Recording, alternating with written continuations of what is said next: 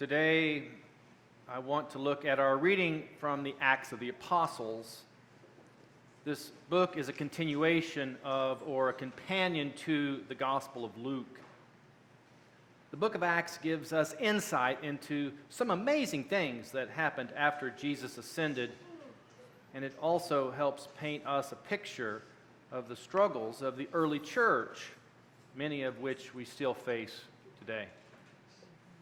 Leading up to today's Acts reading, Paul, who is also called Saul is his name in Hebrew, and Paul is his Roman name. Anyway, Paul had been going from town to town preaching about Jesus. Well, I say he was preaching, but what the scriptures reveal is that his method of preaching was quite confrontational. Paul would go into the synagogues and the towns and argue with the Jewish leaders and argue with the Greek philosophers. Things would get too heated, and he would be forced to move on down the road. Paul, who has one of the most amazing conversion experiences, going from one who persecuted and murdered Christians to being one willing to die for these new beliefs, and even gaining the title apostle.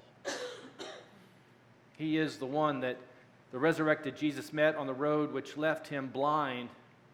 And Ananias laid hands on him, and when he did that, something like scales fell from his eyes, and his sight was restored.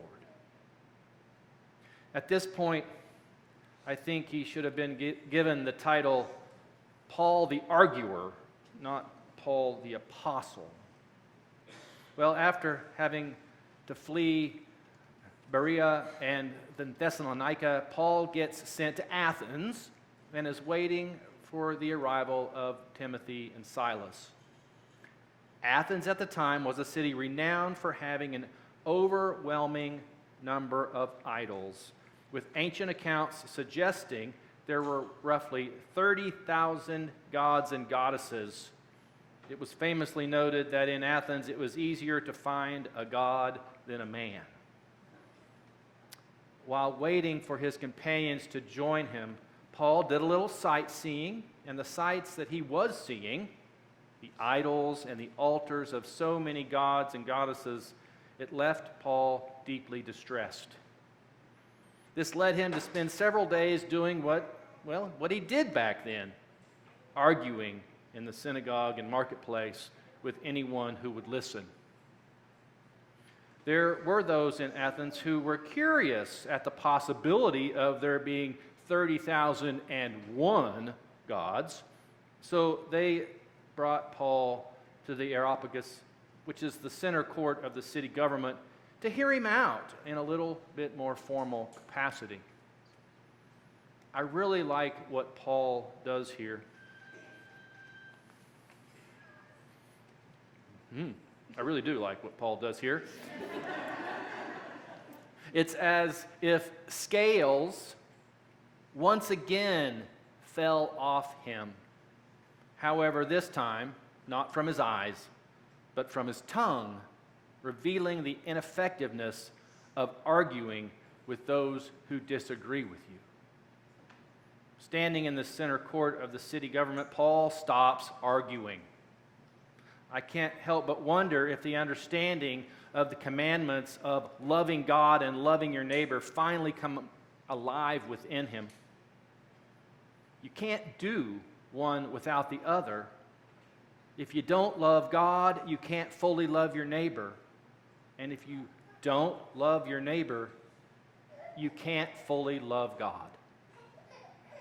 They are not only commandments, they are the two great commandments, and you can't have one without the other. Paul not only stops arguing with the Athenians, he stops judging them. And in doing so, he begins to do the work that he was called to do. He made connections with others, and he shared the love of God that not only converted him, but a love that saved him from a life of hatred, retribution, and violence. Paul said to them, Athenians, I see how extremely religious you are in every way. For as I went through the city, I looked carefully at the objects of your worship.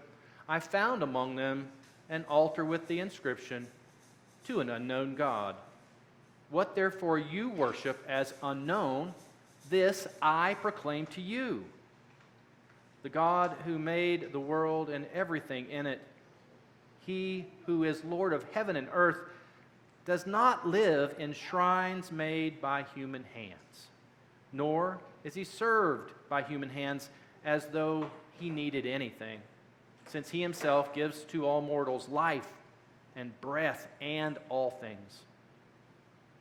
From one ancestor he made all nations to inhabit the whole earth, and he allotted the times of their existence and the boundaries of the places where they would live, so they would search for God and perhaps grope for him and find him, though indeed he is not far from each one of us. And then he even quotes a Greek poet-philosopher that connects them to this creator God, this living God, when he says, for in him we live and move and have our being. And then he continues with words of another Greek poet, for we too are his offspring. It is then, after connections were made, after commonalities revealed, that Paul shared the truths within him about Jesus the Christ. Maybe Paul just earned his title of apostle after all. See, the theology in the Gospel of Luke and the book of Acts is that God is not locked in a temple or in a shrine or worshipped in an idol or golden statue. God is not even limited to one religion. God is the great I am. God is the creator of all and is in all.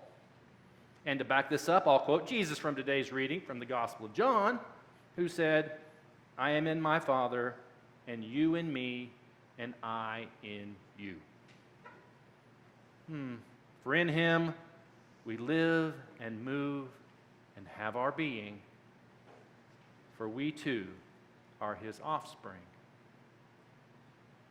What does it take for the scales to fall off our eyes in order that we too can see God in all things and in all people?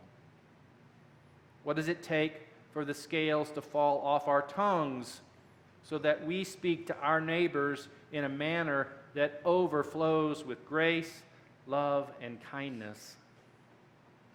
What does it take for us to embrace the fact that we too are being sent out into the world to do the work we are called to do, work that we do not do alone, but with an advocate, a spirit of truth that will never leave us, be with us forever.